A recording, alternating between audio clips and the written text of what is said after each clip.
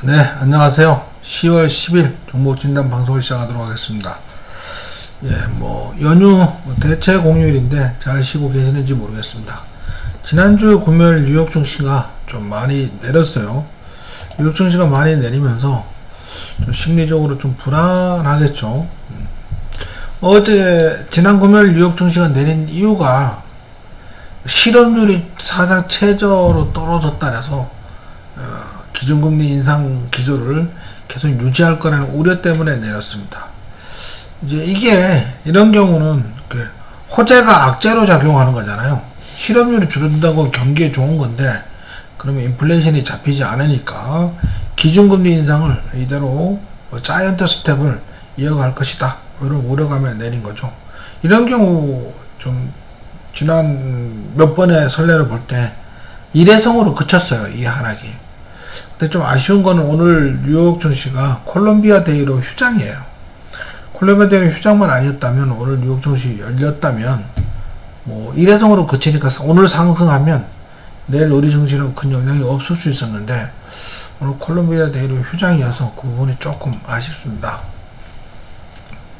미국 고용보고서 지난달 실업률 3.5%로 전월 대비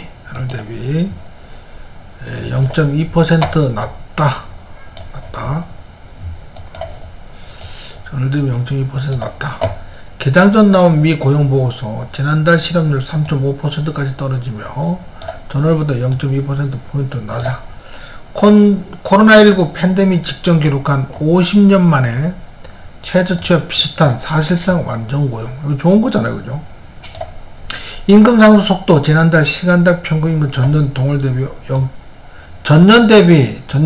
대비 5% 높았고, 이건 전년이니까 전월보다는 0.3% 늘었어요. 임금 인상이 인플레이션에 악영향을 끼치는 경우가 많습니다.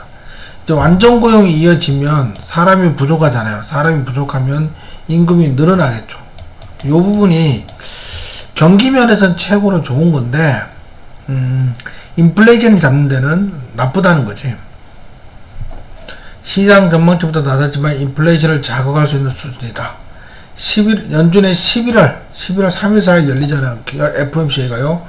11월 기준금리 인상 자이언트 스텝 가능성이 좀 더 높아졌다.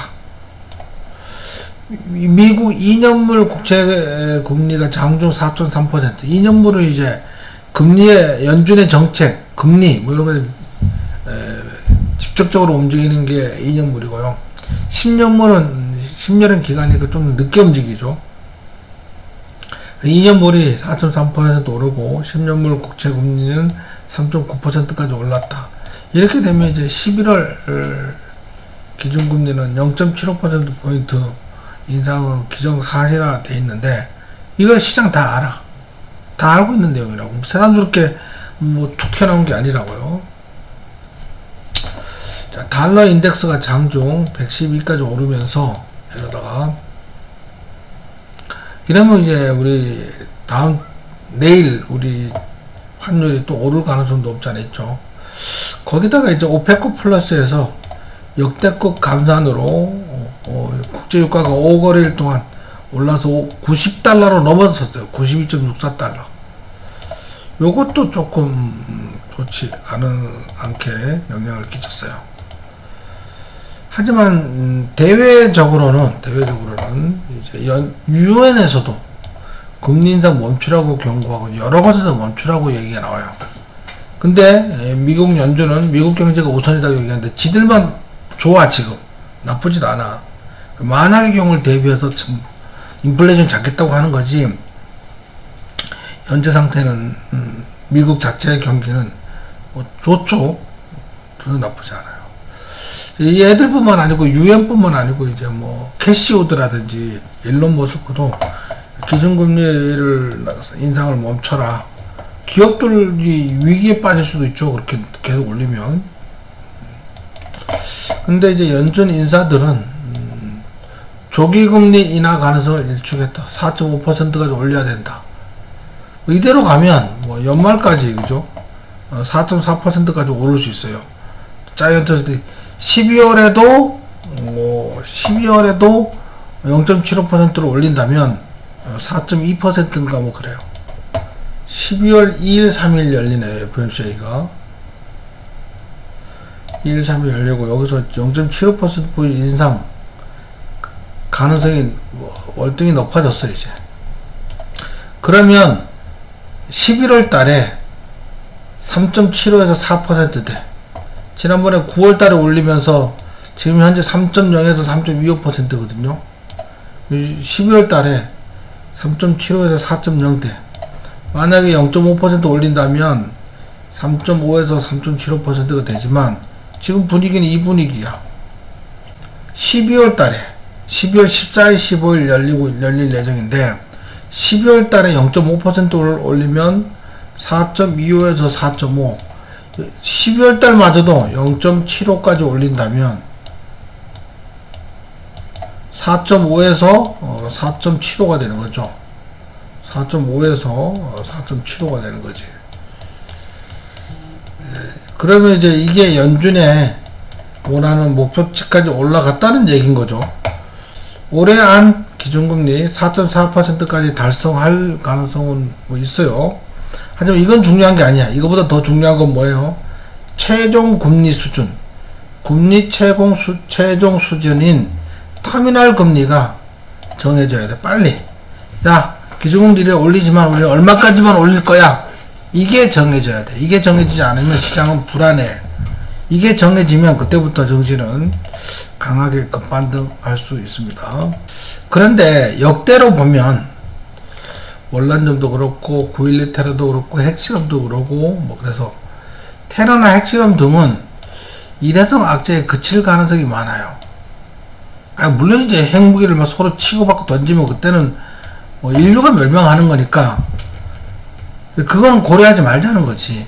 그냥 리스크에 넣지 말자는 거야. 그거는 리스크 고려 대상이 아니야. 그래서 핵무기는 사실은 위협적이다 어쩌다 그래도 리스크의 고려 대상이 아닙니다. 핵무기를 던지면 어떻게 될지 모르잖아. 그죠? 그냥 다 죽을 수도 있잖아. 근데 그 뭐 리스크 고려한다고 해결될 일이 아니잖아요. 예를 들면 항공기 사고가 항공기가 추락하면 다 죽잖아요. 근데 우리가 이 추락 거 염려해서 비행기를 안 타지는 않잖아. 그런 확률이 너무 낮으니까.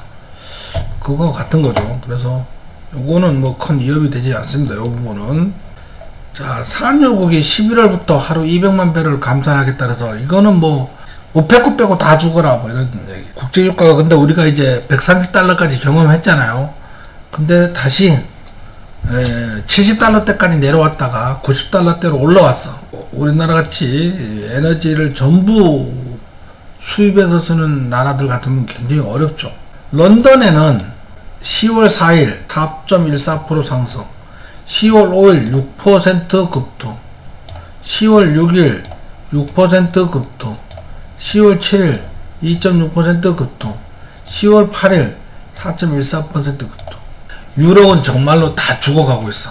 근데 뉴욕은, 미국은 떨어지고 있어. 4.5% 급락. 근데 유럽은 정말 어렵고 힘들 것 같습니다. 전기차 보조금 안 주던 거 있잖아요. 그거 뭐 그냥 뭐 다시 검토하겠다. 협의를 지속하겠다. 그러고 다시 유예를 주는 거에 대해서 검토하겠다. 뭐 이런 얘기가 있어서 자동차 관련주 다시 한번 상승하기를 바랍니다. 미국 전기차 보조금 의견 수렴 착수, 국내 차업계 시행 유예 기대 뭐 이런 게 있었죠. 8월달 경상수지가 30억 달러 적자였는데 한우는 다음 달에 흑자 전환. 경상수지가 적자 전환한 것은 8월 에너지 가격 급등에 따른 수입 단가 상승으로 수입이 수출보다 빠르게 늘어나면서 무역 적자가 사상 최대폭으로 확대된 것 따른 것으로 9월은 무역 적자가 37억 7천만 달러로 크게 축소되면서 경상수지가 흑자를 나타낼 것이다. 9월 들어 무역 적자가 크게 축소되면 9월 경상수지는 흑자를 나타낼 가능성이 높다. 무역 수지는 상품의 수출입 거래에 관련된 대금 수지. 경상수지는 무역 수지에다가 무역 외 수지를 합하여 경상수지를 만든 거야. 무역의 수지는 어떤 게 있냐면 외국과 서비스 거래 결과 벌어들인 돈과 지급한 돈의 수지 차이, 해외 투자 이자 수입, 외국 관광객이 우리나라 와서 쓴 돈, 해외 건설 노동자 송금 등이 무역의 수입이고, 외국에 지급한 운임, 보험료, 외채 이자, 여행경비 등이 무역의 지급이야. 지금 상황에서는 해외여행을 좀 자제해야 될 것 같아요. 물론 뭐 환율이 너무 급등해서 해외여행 그렇게 많이 나가지 않죠. 자, 그래서 지금까지 말씀드린 것을 요약 한번 해볼게요. 글로벌 시장 요약 및 전망. 뉴욕 증시 실업률 감소로 기준금리 인상이 매파적 기조가 유지될 것으로 예상되면서 뉴욕 증시가 많이 내렸는데, 지금까지 보면 이거는 일회성이었어. 몇 번 있었잖아, 그죠? 잭슨 홀 미팅 때도 있었고, 지난 9월 기준금리 인상 때도 있었고, 오페크 감산으로 국제 유가가 상승하고 있고, 인플레이션 상승이 압박을 받고 있다. 유럽연합 천연가스 가격이 급등하고 있는데, 미국 천연가스 가격은 인플레이션 압박을 낮추는 거죠. 유엔이든 돈나무언니 캐시든 일론 머스크 등 그런 기준금리 인상을 멈춰라는 소리가 점점 커지고 있어. 이러면 연준도 좀 멈출 수 있죠. 러시아의 핵무기 사용 우려는 리스크에서 제외한다. 왜? 뭐 어떡할 거야. 이건 리스크가 너무 크고 가능성이 너무 낮기 때문에. 경상수지 적자, 하지만 다음 달에는 흑자 전환된다. 이미 선반영 됐어요. 이거는 이미 처음 나온 얘기가 아니고 몇 주 전부터 나온 얘기니까. 지난 수요일 목요일 환율이 내리다가 금요일 살짝 올랐어요. 이렇게 이제 다시 내려가기를 바랍니다. 환율이 내려가면 우리 증시로 올라갈 수 있어요. 가장 큰 호재는 낙폭 가대. 증시가 다 20몇 %씩 다 내려서 뭐 다우든 그 다음에 나스닥이든 S&P 500이든 우리 증시는 뭐 30몇 %씩 내렸고 다 내렸어. 많이 내린 게 이게 호재로 작용할 수 있어요. 가장 큰 호재는 낙폭 가대다. 많이 내렸다는 생각이 들면 더 이상 악재도 하락은 찔끔거리고 올라갈 때는 많이 올라가고 이렇게 될 거죠. 콜롬비아 데이로 해서 뉴욕 증시가 안 열려요.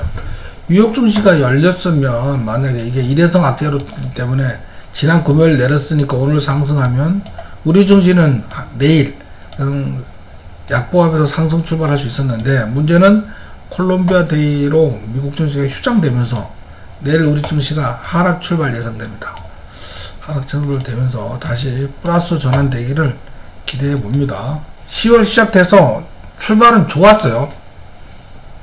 2, 3일 좋게 출발하다가 이제 금요일날 약세를 보였는데, 다시 이번 주 내일은 좀 약세 출발하더라도 많이 내린 게 호재니까, 그죠? 낙폭 가득 호재니까 반등하기를 기대합니다.